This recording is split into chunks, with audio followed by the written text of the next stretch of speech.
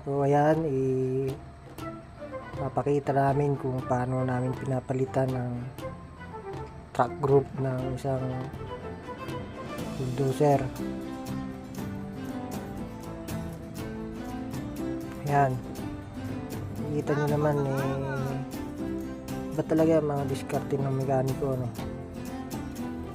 Ang unit na yan ay malapit ng release, papalitan lang ng truck group, tapos ayusin lang yung pintura, and for the go na yan.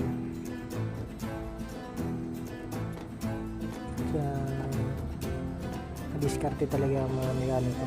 Kita nyo naman, minsan unsafe na mga ginagawa nila.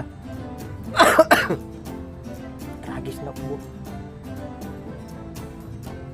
Ayan, dahan-dahan lang.